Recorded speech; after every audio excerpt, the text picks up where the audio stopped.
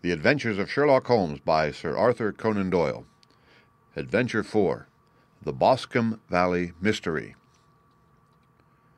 We were seated at breakfast one morning, my wife and I, when the maid brought in a telegram. It was from Sherlock Holmes and ran in this way. Have you a couple of days to spare? Have just been wired for from the west of England in connection with the Boscombe Valley tragedy. Shall be glad if you will come with me. Air and scenery perfect. Leave Paddington by the 11:15. What do you say, dear? Said my wife, looking across at me. Will you go? I really don't know what to say. I have a fairly long list at present. Oh, Anstruther would do your work for you. You have been looking a little pale lately.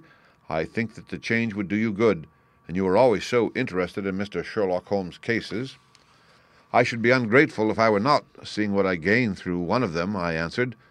But if I am to go, I must pack at once, for I have only half an hour. My experience of camp life in Afghanistan had at least had the effect of making me a prompt and ready traveler. My wants were few and simple, so that in less than the time stated I was in a cab with my valise rattling away to Paddington Station. Sherlock Holmes was pacing up and down the platform, his tall, gaunt figure made even gaunter and taller by his long grey travelling cloak and close-fitting cloth cap. "It is really very good of you to come, Watson," said he. "It makes a considerable difference to me, having someone with me on whom I can thoroughly rely. Local aid is always either worthless or else biased. If you will keep the two corner seats, I shall get the tickets." We had the carriage to ourselves, save for an immense litter of papers which Holmes had brought with him. Among these he rummaged and read, with intervals of note-taking and of meditation, until we were past Reading. Then he suddenly rolled them all into a gigantic ball and tossed them up onto the rack. "Have you heard anything of the case?" he asked. "Not a word. I have not seen a paper for some days. The London press has not had very full accounts. I have just been looking through all the recent papers in order to master the particulars. It seems, from what I gather, to be one of those simple cases which are so extremely difficult." That sounds a little paradoxical, but it is profoundly true. Singularity is almost invariably a clue. The more featureless and commonplace a crime is, the more difficult it is to bring it home. In this case, however, they have established a very serious case against the son of the murdered man. It is a murder, then? Well, it is conjectured to be so. I shall take nothing for granted until I have the opportunity of looking personally into it. I will explain the state of things to you as far as I have been able to understand it in a very few words. Boscombe Valley is in a country district not very far from Ross in Herefordshire.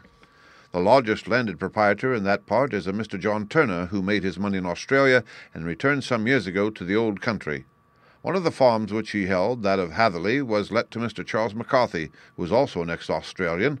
The men had known each other in the colonies, so that it was not unnatural that when they came to settle down they should do so as near each other as possible. Turner was apparently the richer man, so McCarthy became his tenant, but still remained, it seems, upon terms of perfect equality, as they were frequently together. McCarthy had one son, a lad of 18, and Turner had an only daughter of the same age, but neither of them had wives living. They appeared to have avoided the society of the neighbouring English families, and to have led retired lives, though both the McCarthys were fond of sport and were frequently seen at the race meetings of the neighbourhood. McCarthy kept two servants, a man and a girl. Turner had a considerable household, some half-dozen at the least. That is as much as I have been able to gather about the families. Now for the facts. On June 3rd, that is, on Monday last, Mr. McCarthy left his house at Hatherley about 3 in the afternoon and walked down to the Boscombe Pool, which is a small lake formed by the spreading out of the stream which runs down the Boscombe Valley. He had been out with his serving man in the morning at Ross, and he had told the man that he must hurry, as he had an appointment of importance to keep at 3. From that appointment he never came back alive. From Hatherley farmhouse to the Boscombe Pool is a quarter of a mile, and 2 people saw him as he passed over this ground. One was an old woman whose name is not mentioned, and the other was William Crowder, a gamekeeper in the employ of Mr. Turner. Both these witnesses deposed that Mr. McCarthy was walking alone. The gamekeeper adds that within a few minutes of his seeing Mr. McCarthy pass, he had seen his son, Mr. James McCarthy, going the same way with a gun under his arm. To the best of his belief, the father was actually in sight at the time, and the son was following him. He thought no more of the matter until he heard in the evening of the tragedy that had occurred. The 2 McCarthys were seen after the time when William Crowder, the gamekeeper, lost sight of them. The Boscombe Pool is a thickly wooded round, with just a fringe of grass and of reeds round the edge. A girl of 14, Patience Moran, who is the daughter of the lodge-keeper of the Boscombe Valley estate, was in one of the woods picking flowers. She states that while she was there, she saw at the border of the wood and close by the lake Mr. McCarthy and his son, and that they appeared to be having a violent quarrel. She heard Mr. McCarthy the elder using very strong language to his son, and she saw the latter raise up his hand as if to strike his father. She was so frightened by their violence that she ran away and told her mother when she reached home that she had left the two McCarthys quarrelling near Boscombe Pool, and that she was afraid that they were going to fight. She had hardly said the words when young Mr. McCarthy came running up to the lodge to say that he had found his father dead in the wood and to ask for the help of the lodge-keeper. He was much excited, without either his gun or his hat, and his right hand and sleeve were observed to be stained with fresh blood. On following him, they found the dead body stretched out upon the grass beside the pool. The head had been beaten in by repeated blows of some heavy and blunt weapon. Their injuries were such as might very well have been inflicted by the butt end of his son's gun, which was found lying on the grass within a few paces of the body. Under these circumstances, the young man was instantly arrested, and a verdict of wilful murder having been returned at the inquest on Tuesday, he was on Wednesday brought before the magistrates at Ross, who have referred the case to the next assizes. Those are the main facts of the case as they came out before the coroner and the police court. I could hardly imagine a more damning case, I remarked. If ever circumstantial evidence pointed to a criminal, it does so here. Circumstantial evidence is a very tricky thing, answered Holmes thoughtfully. It may seem to point very straight to one thing, but if you shift your own point of view a little, you may find it pointing in an equally uncompromising manner to something entirely different. It must be confessed, however, that the case looks exceedingly grave against the young man, and it is very possible that he is indeed the culprit. There are several people in the neighborhood, however, and among them Miss Turner, the daughter of the neighboring landowner, who believe in his innocence, and who have retained Lestrade, whom you may recollect in connection with the study in scarlet, to work out the case in his interest. Lestrade, being rather puzzled, has referred the case to me, and hence it is that two middle-aged gentlemen are flying westward at 50 miles an hour instead of quietly digesting their breakfasts at home. I am afraid, said I, that the facts are so obvious that you will find little credit to be gained out of this case. There's nothing more deceptive than an obvious fact, he answered, laughing. Besides, we may chance to hit upon some other obvious facts which may have been by no means obvious to Mr. Lestrade. You know me too well to think that I am boasting when I say that I shall either confirm or destroy his theory by means which he is quite incapable of employing or even of understanding. To take the first example to hand, I very clearly perceive that in your bedroom the window is upon the right-hand side, and yet I question whether Mr. Lestrade would have noted even so self-evident a thing as that. How on earth? My dear fellow, I know you well. I know the military neatness which characterizes you. You shave every morning, and in this season you shave by the sunlight. But since your shaving is less and less complete as we get farther back on the left side, until it becomes positively slovenly as we get round the angle of the jaw, it is surely very clear that that side is less illuminated than the other. I cannot imagine a man of your habits looking at himself in an equal light and being satisfied with such a result. I only quote this as a trivial example of observation and inference. Therein lies my métier, and it is just possible that it may be of some service in the investigation which lies before us. There are one or two minor points which were brought out in the inquest and which are worth considering. What are they? It appears that his arrest did not take place at once, but after the return to Hatherley Farm. On the inspector of constabulary informing him that he was a prisoner, he remarked that he was not surprised to hear it, and that it was no more than his deserts.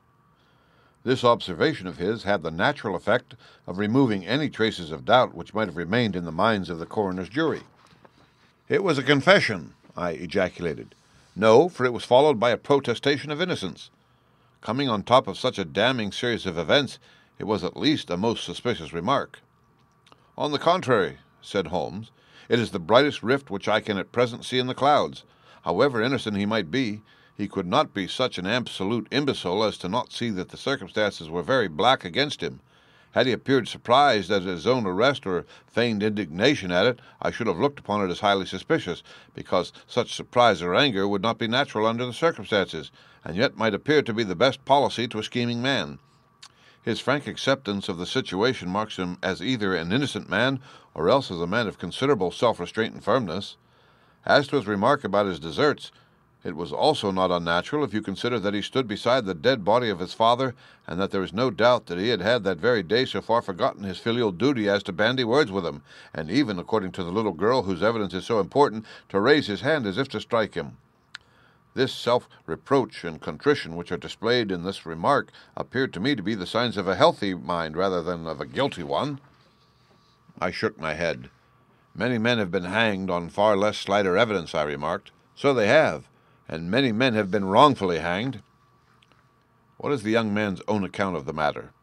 It is, I am afraid, not very encouraging to his supporters, though there are one or two points in it which are suggestive.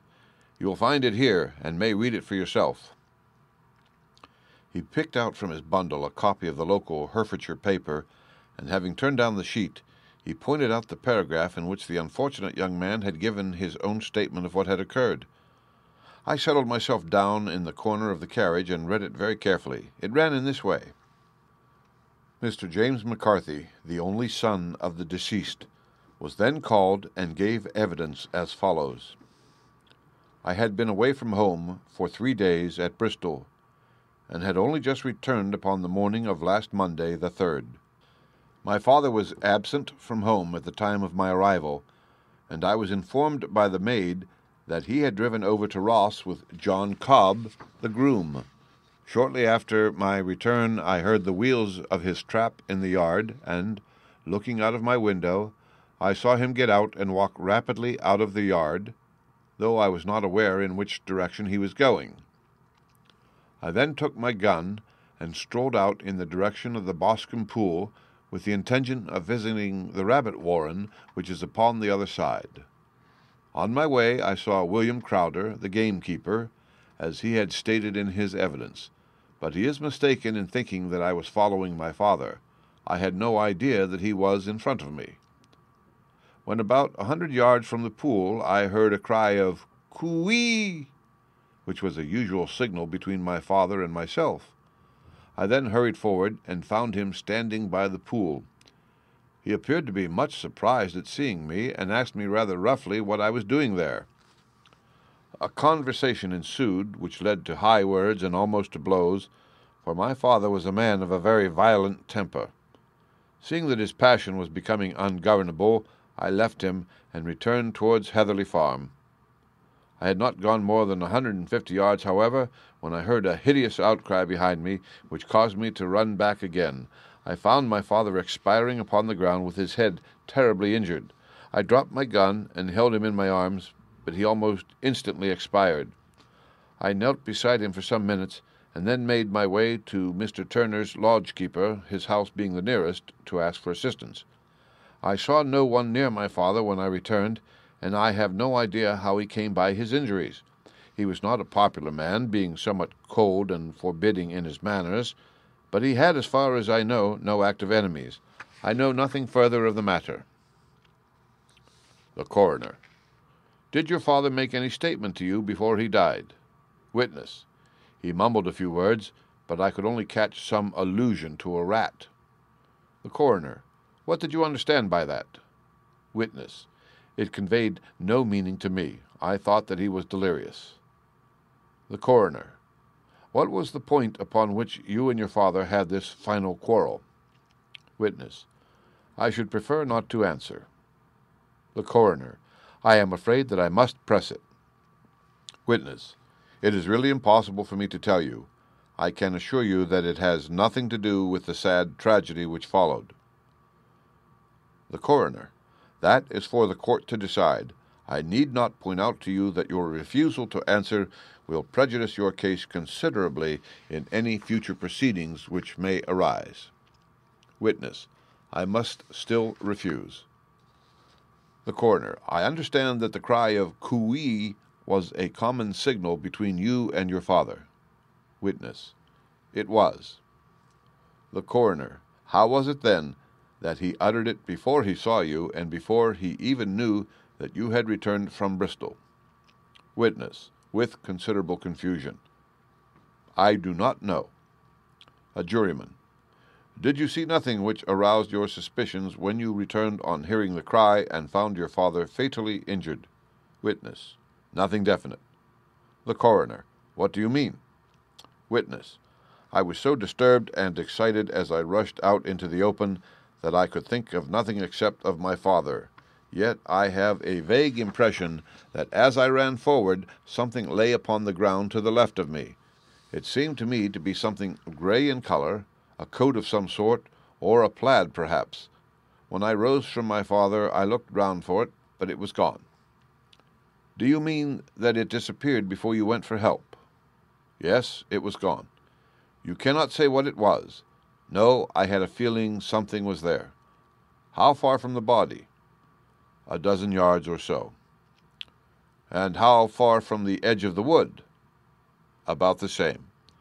Then if it was removed, it was while you were within 12 yards of it? Yes, but with my back towards it. This concluded the examination of the witness. I see, said I, as I glanced down the column, that the coroner in his concluding remarks was rather severe upon young McCarthy. He calls attention, and with reason, to the discrepancy about his father having signaled to him before seeing him, also to his refusal to give details of his conversation with his father and his singular account of his father's dying words. They are all, as he remarks, very much against the son. Holmes laughed softly to himself and stretched himself out upon the cushioned seat. Both you and the coroner have been at some pains, said he, to single out the very strongest points in the young man's favor. Don't you see that you alternately give him credit for having too much imagination and too little? Too little if he could not invent a cause of quarrel which would give him the sympathy of the jury, too much if he evolved from his own inner consciousness anything so outré as a dying reference to a rat and the incident of the vanishing cloth. No, sir, I shall approach this case from the point of view that what this young man says is true, and we shall see whither that hypothesis will lead us. And now here is my pocket Petrarch, and not another word shall I say of this case until we are on the scene of action. We lunch at Swindon, and I see that we shall be there in 20 minutes. It was nearly 4 o'clock when we at last, after passing through the beautiful Strand Valley and over the broad gleaming Severn, found ourselves at the pretty little country town of Ross. A lean, ferret-like man, furtive and sly-looking, was waiting for us upon the platform. In spite of the light brown dust coat and leather leggings which he wore in deference to his rustic surroundings, I had no difficulty in recognizing Lestrade of Scotland Yard. With him we drove to the Hereford Arms, where a room had already been engaged for us. "I have ordered a carriage," said Lestrade as we sat over a cup of tea. "I knew your energetic nature, and that you would not be happy until you had been on the scene of the crime." "It was very nice and complimentary of you," Holmes answered. "It is entirely a question of barometric pressure." Lestrade looked startled. "I do not quite follow," he said. "How is the glass?" 29, I see. No wind, and not a cloud in the sky. I have a case full of cigarettes here which need smoking, and the sofa is very much superior to the usual country hotel abomination. I do not think that it is probable that I shall use the carriage tonight." Lestrade laughed indulgently. "You have no doubt already formed your conclusions from the newspapers," he said. "The case is as plain as a pikestaff, and the more one goes into it, the plainer it becomes. Still, of course, one can't refuse a lady, and such a very positive one, too. She has heard of you, and would have your opinion, though I repeatedly told her that there was nothing which you could do which I had not already done. Why, bless my soul, here is her carriage at the door." He had hardly spoken before there rushed into the room one of the most lovely young women that I have ever seen in my life. Her violet eyes shining, her lips parted, a pink flush upon her cheeks, all thought of her natural reserve lost in her overpowering excitement and concern. "Oh, Mr. Sherlock Holmes!" she cried, glancing from one to the other of us, and finally, with a woman's quick intuition, fastening upon my companion. "I am so glad that you have come. I have driven down to tell you so. I know that James didn't do it. I know it, and I want you to start upon your work knowing it too. Never let yourself doubt upon that point. We have known each other since we were little children, and I know his faults as no one else does. But he is too tender-hearted to hurt a fly. Such a charge is absurd to anyone who really knows him." "I hope we may clear him, Miss Turner," said Sherlock Holmes. "You may rely upon my doing all that I can. But you have read the evidence. You have formed some conclusion. Do you not see some loophole, some flaw? Do you not yourself think that he is innocent?" "I think that it is very probable." "There now," she cried, throwing back her head and looking defiantly at Lestrade. "You hear, he gives me hopes." Lestrade shrugged his shoulders. "I am afraid that my colleague has been a little quick in forming his conclusions," he said. "But he is right. Oh, I know that he is right. James never did it. And about his quarrel with his father, I am sure that the reason why he would not speak about it to the coroner was because I was concerned in it." "In what way?" asked Holmes. "It is no time for me to hide anything. James and his father had many disagreements about me. Mr. McCarthy was very anxious that there should be a marriage between us. James and I have always loved each other as brother and sister, but of course he is young and has seen very little of life yet, well, he naturally did not wish to do anything like that yet, so there were quarrels, and this, I am sure, was one of them." "And your father?" asked Holmes. "Was he in favor of such a union?" "No. He was averse to it also. No one but Mr. McCarthy was in favor of it." A quick blush passed over her fresh young face as Holmes shot one of his keen, questioning glances at her. "Thank you for this information," said he. "May I see your father if I call tomorrow?" "I am afraid the doctor won't allow it." "The doctor?" "Yes. Have you not heard? Poor father has never been strong for years back, but this has broken him down completely. He has taken to his bed, and Dr. Willows says that he is a wreck and that his nervous system is shattered. Mr. McCarthy was the only man alive who had known Dad in the old days in Victoria." "Ha! In Victoria? That is important." "Yes, at the mines." "Quite so. At the gold mines, where, as I understand, Mr. Turner made his money." "Yes, certainly." "Thank you, Miss Turner. You have been of material assistance to me." "You will tell me if you have any news tomorrow? No doubt you will go to the prison to see James. Oh, if you do, Mr. Holmes, do tell him that I know him to be innocent." "I will, Miss Turner." "I must go home now, for Dad is very ill, and he misses me so if I leave him. Good-bye, and God help you in your undertaking." She hurried from the room as impulsively as she had entered, and we heard the wheels of her carriage rattle off down the street. "I am ashamed of you, Holmes," said Lestrade with dignity after a few minutes' silence. "Why should you raise up hopes which you are bound to disappoint? I am not over-tender of heart, but I call it cruel." "I think that I see my way to clearing James McCarthy," said Holmes. "Have you an order to see him in prison?" "Yes, but only for you and me." "Then I shall reconsider my resolution about going out. We have still time to take a train to Hereford and see him tonight?" "Ample." "Then let us do so. Watson, I fear that you will find it very slow, but I shall only be away a couple of hours." I walked down to the station with them, and then wandered through the streets of the little town, finally returning to the hotel, where I lay upon the sofa and tried to interest myself in a yellow-backed novel. The puny plot of the story was so thin, however, when compared to the deep mystery through which we were groping, and I found my attention wander so continually from the action to the fact, that I at last flung it across the room and gave myself up entirely to a consideration of the events of the day. Supposing that this unhappy young man's story were absolutely true, then what hellish thing, what absolutely unforeseen and extraordinary calamity could have occurred between the time when he parted from his father and the moment when, drawn back by his screams, he rushed into the glade? It was something terrible and deadly. What could it be? Might not the nature of the injuries reveal something to my medical instincts? I rang the bell and called for the weekly county paper, which contained a verbatim account of the inquest. In the surgeon's deposition, it was stated that the posterior third of the left parietal bone and the left half of the occipital bone had been shattered by a heavy blow from a blunt weapon. I marked the spot upon my own head. Clearly such a blow must have been struck from behind. That was to some extent in favor of the accused, as when quarreling he was face to face with his father. Still, it did not go for very much, for the older man might have turned his back before the blow fell. Still, it might be worth while to call Holmes' attention to it. Then there was the peculiar dying reference to a rat. What could that mean? It could not be delirium. A man dying from a sudden blow does not commonly become delirious. No, it was more likely to be an attempt to explain how he met his fate. But what could it indicate? I cudgelled my brains to find some possible explanation.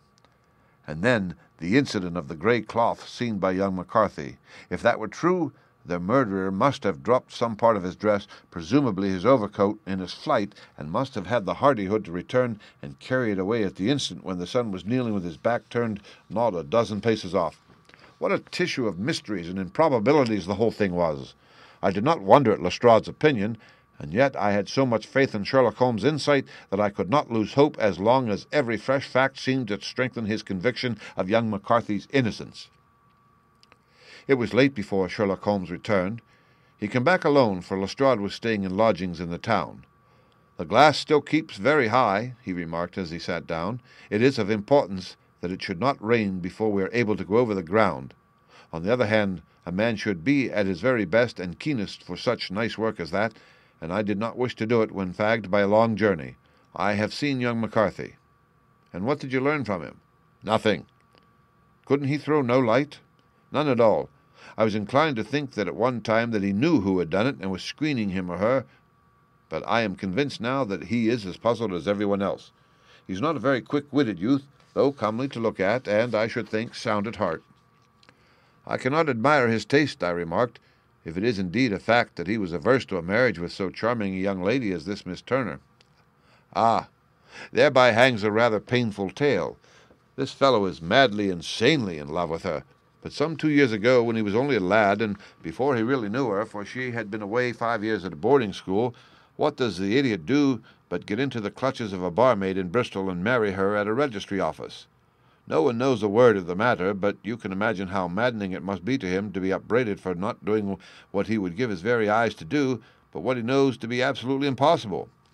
It was sheer frenzy of this sort which made him throw his hands up into the air when his father at their last interview was goading him on to propose to Miss Turner.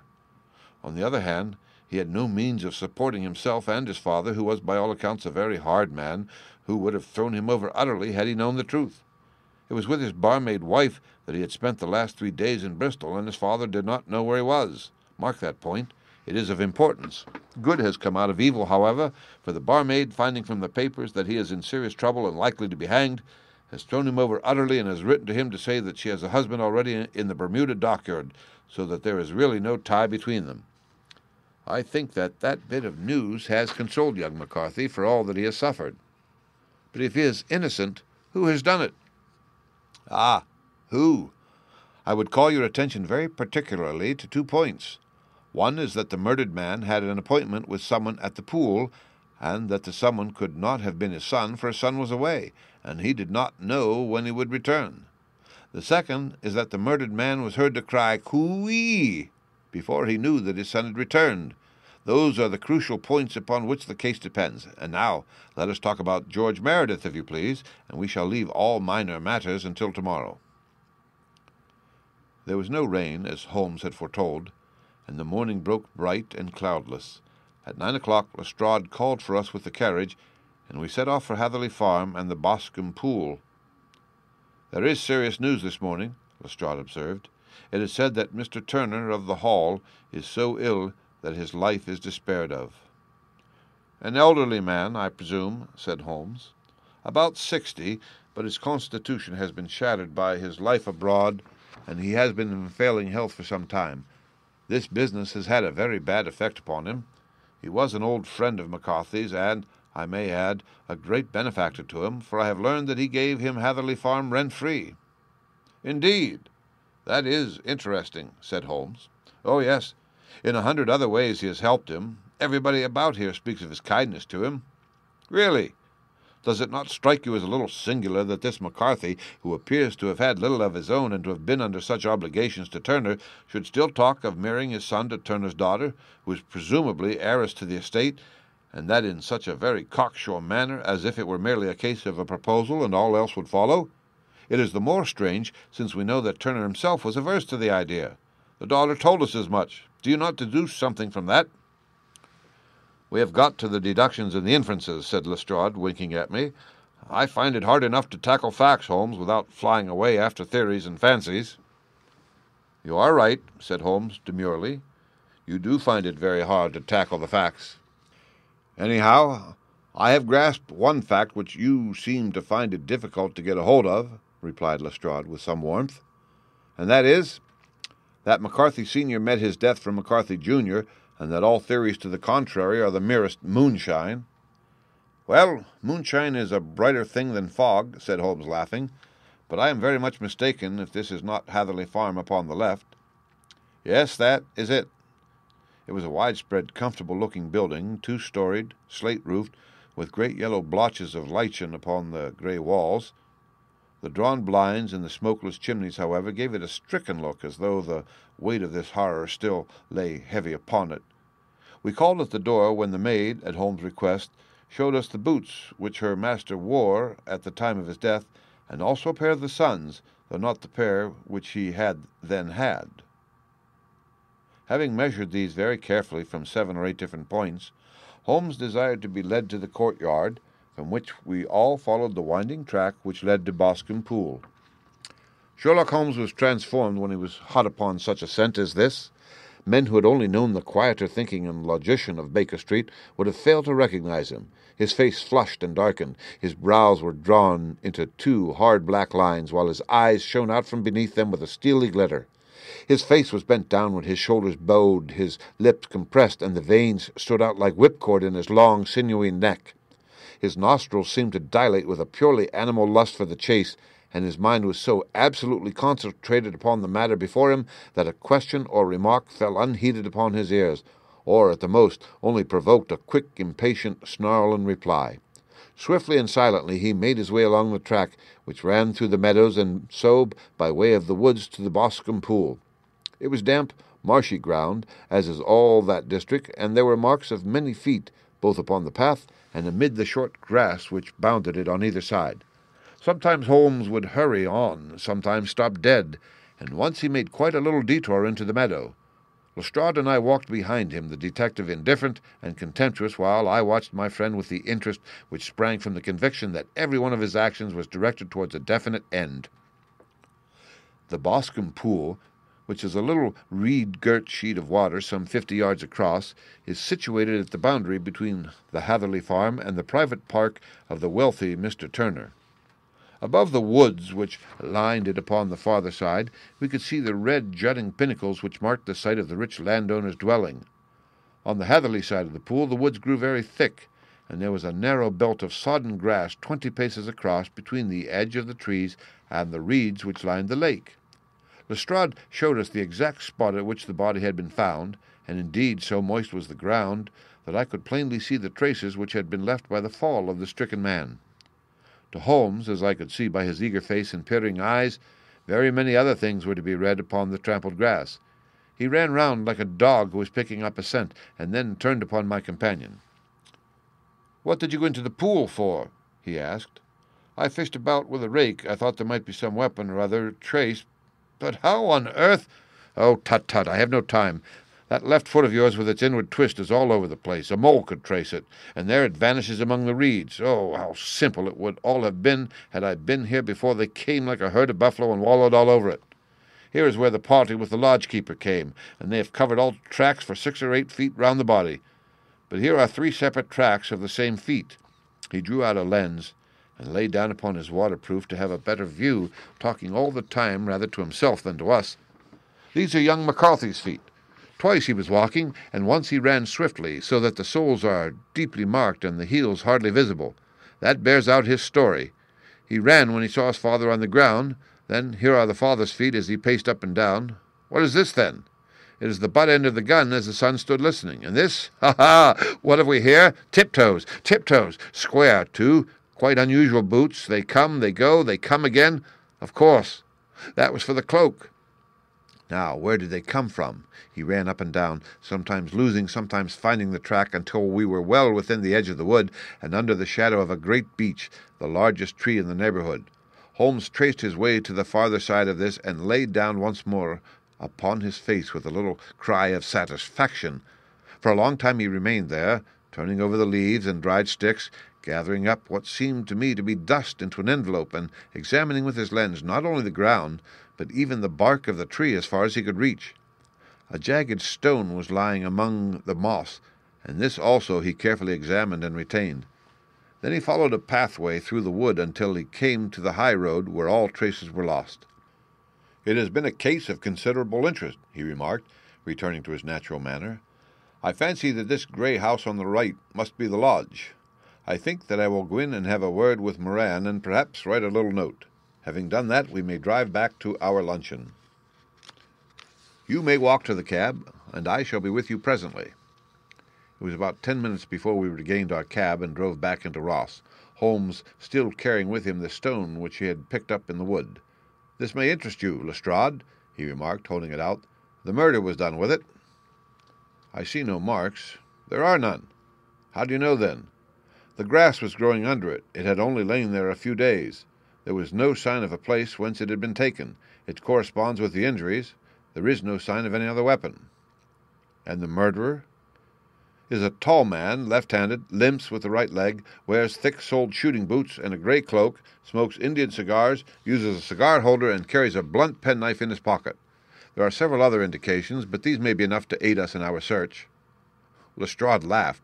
"I'm afraid that I'm still a skeptic," he said. "Theories are all very well, but we have to deal with a hard-headed British jury." "Nous verrons," answered Holmes calmly. "You work your own method, and I shall work mine. I shall be busy this afternoon, and shall probably return to London by the evening train." "And leave your case unfinished?" "No, finished. But the mystery? It is solved." "Who is the criminal, then?" "The gentleman I described." "But who is he?" "Surely it would not be difficult to find out. This is not such a populous neighborhood." Lestrade shrugged his shoulders. "I am a practical man," he said, "and I really cannot undertake to go about the country looking for a left-handed gentleman with a game leg. I should become the laughing-stock of Scotland Yard." "All right," said Holmes quietly. "I have given you the chance. Here are your lodgings. Good-bye. I shall drop you a line before I leave." Having left Lestrade at his rooms, we drove to our hotel, where we found lunch upon the table. Holmes was silent and buried in thought, with a pained expression upon his face, as one who finds himself in a perplexing position. "Look here, Watson," he said when the cloth was clean. "Just sit down in this chair, and let me preach to you for a little. I don't know quite what to do, and I should value your advice. Light a cigar, and let me expound." "Pray, do so." "Well, now, in considering this case, there are 2 points about young McCarthy's narrative which struck us both instantly, although they impressed me in his favor and you against him. One was the fact that his father should, according to his account, cry "Coo-ee" before seeing him. The other was his singular dying reference to a rat.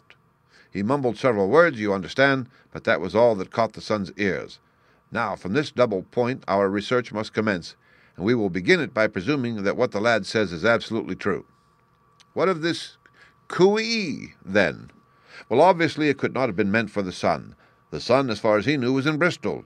It was mere chance that he was within earshot. The coo-ee was meant to attract the attention of whoever it was that he had the appointment with.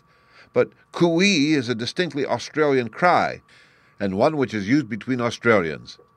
There is a strong presumption that the person whom McCarthy expected to meet him at Boscombe Pool was someone who had been in Australia.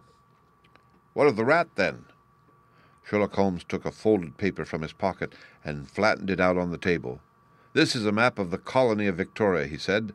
"I wired to Bristol for it last night." He put his hand over part of the map. "What do you read?" "A rat," I read. "And now?" He raised his hand. "Ballarat." "Quite so. That was the word the man uttered, and of which his son only caught the last 2 syllables. He was trying to utter the name of his murderer, so-and-so of Ballarat." "It is wonderful!" I exclaimed. "It is obvious. And now you see I had narrowed the field down considerably. The possession of a grey garment was a third point, which, granting the son's statement to be correct, was a certainty. We have come now out of mere vagueness to the definite conception of an Australian from Ballarat with a grey cloak." "Certainly. And one who was at home in the district, for the pool can only be approached by the farm or by the estate, where strangers could hardly wander." "Quite so." "Then comes our expedition of today. By an examination of the ground I gained the trifling details which I gave to that imbecile Lestrade as to the personality of the criminal." "But how did you gain them?" "You know my method. It is founded upon the observation of trifles. His height I know that you might roughly judge from the length of his stride. His boots, too, might be told from their traces. Yes, they were peculiar boots. But his lameness? The impression of his right foot was always less distinct than his left. He put less weight upon it. Why? Because he limped. He was lame. But his left-handedness? You were yourself struck by the nature of the injury as recorded by the surgeon at the inquest. The blow was struck from immediately behind, and yet was upon the left side. Now how can that be unless it were by a left-handed man? He had stood behind that tree during the interview between the father and son. He had even smoked there. I found the ash of a cigar, which my special knowledge of tobacco ashes enables me to pronounce as an Indian cigar. I have, as you know, devoted some attention to this, and written a little monograph on the ashes of 140 different varieties of pipe, cigar, and cigarette tobacco. Having found the ash, I then looked round and discovered the stump among the moss where he had tossed it. It was an Indian cigar of the variety which are rolled in Rotterdam. And the cigar holder? I could see that the end had not been in his mouth. Therefore he used a holder. The tip had been cut off, not bitten off, but the cut was not a clean one, so I deduced a blunt penknife. "Holmes," I said, "you have drawn a net round this man from which he cannot escape, and you have saved an innocent human life as truly as if you had cut the cord which was hanging him. I see the direction in which all this points. The culprit is—" "Mr. John Turner," cried the hotel waiter, opening the door of our sitting-room and ushering in a visitor. The man who entered was a strange and impressive figure. His slow, limping step and bowed shoulders gave the appearance of decrepitude, and yet his hard, deep-lined, craggy features and his enormous limbs showed that he was possessed of unusual strength of body and of character. His tangled beard, grizzled hair, and outstanding, drooping eyebrows combined to give an air of dignity and power to his appearance. But his face was of an ashen white, while his lips and the corners of his nostrils were tinged with a shade of blue. It was clear to me at a glance that he was in the grip of some deadly and chronic disease. "Pray, sit down on the sofa," said Holmes gently. "You had my note?" "Yes. The lodge-keeper brought it up. You said that you wished to see me here to avoid scandal. I thought people would talk if I went to the hall. And why did you wish to see me?" He looked across at my companion with despair in his weary eyes, as though his question was already answered. "Yes," said Holmes, answering the look rather than the words, "it is so. I know all about McCarthy." The old man sank his face in his hands. "God help me," he cried. "But I would not have let the young man come to harm. I give you my word that I would have spoken out if it went against him at the assizes." "I'm glad to hear you say so," said Holmes gravely. "I would have spoken now had it not been for my dear girl. It would break her heart. It will break her heart when she hears that I am arrested." "It may not come to that," said Holmes. "What?" "I am no official agent. I understand that it was your daughter who required my presence here, and I am acting in her interests. Young McCarthy must be got off, however." "I am a dying man," said old Turner. "I have had diabetes for years. My doctor says it is a question whether I shall live a month. Yet I would rather die under my own roof than in a jail." Holmes rose and sat down at the table with his pen in his hand and a bundle of paper before him. "Just tell us the truth," he said. "I shall jot down the facts. You will sign it, and Watson here can witness it. Then I could produce your confession at the last extremity to save young McCarthy. I promise you that I shall not use it unless it is absolutely needed." "It's as well," said the old man. "It's a question whether I shall live to the assizes, so it matters little to me. But I should wish to spare Alice the shock. And now I will make the thing clear to you. It has been a long time in the acting, but will not take me long to tell. You didn't know this dead man, McCarthy. He was a devil incarnate. I tell you that. God keep you out of the clutches of such a man as he. His grip has been upon me these 20 years, and he has blasted my life. I'll tell you first how I came to be in his power. It was in the early 60s at the diggings. I was a young chap then, hot-blooded and reckless, ready to turn my hand at anything.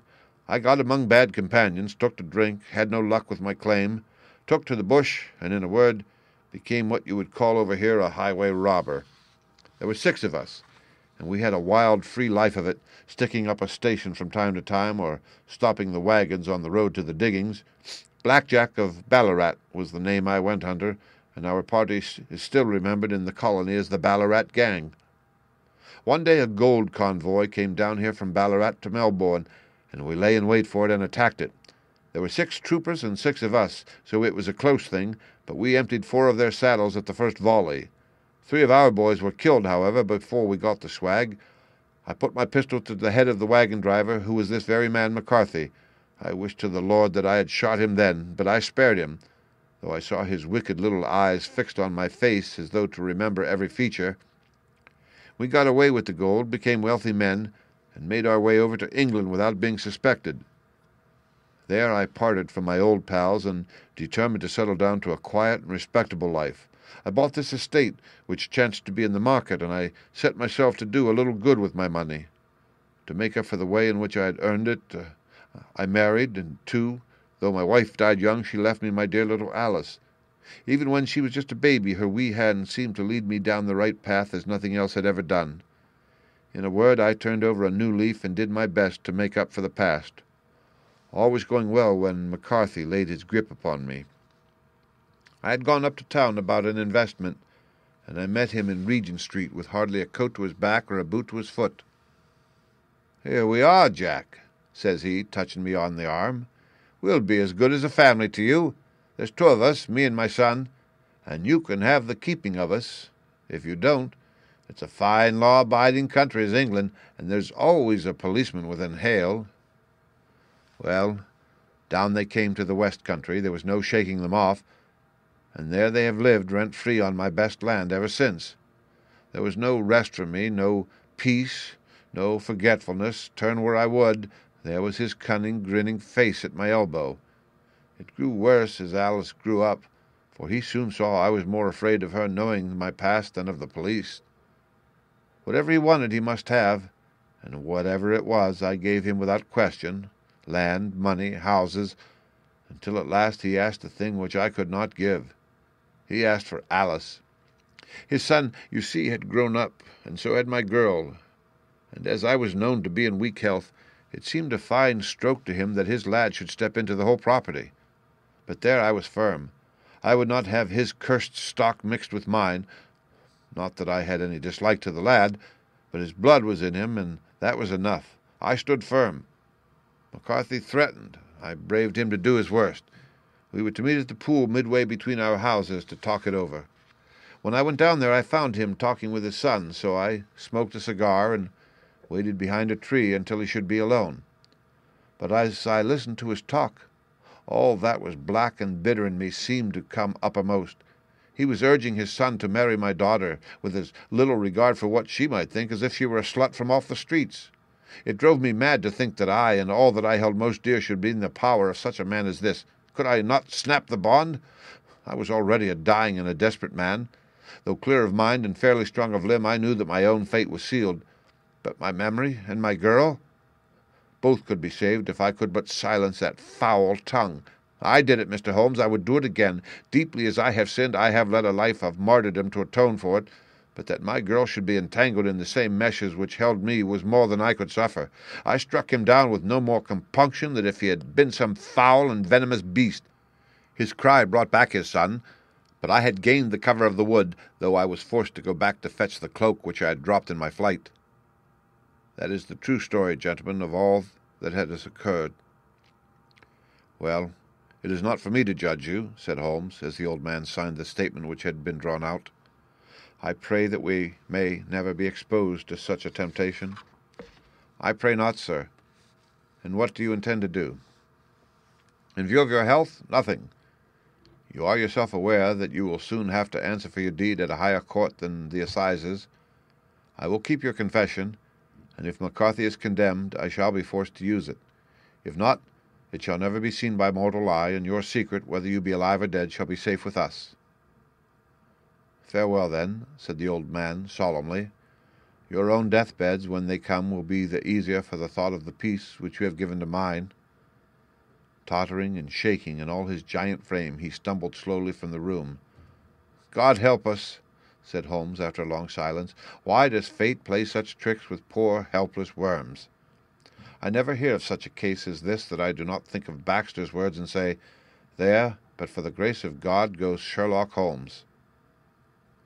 James McCarthy was acquitted at the assizes on the strength of a number of objections which had been drawn out by Holmes and submitted to the defending counsel. Old Turner lived for 7 months after our interview, but he is now dead, and there is every prospect that the son and daughter may come to live happily together in ignorance of the black cloud which rests upon their past. The End. Read by Rick Kirshner for Lit2Go on the web at fcit.usf.edu.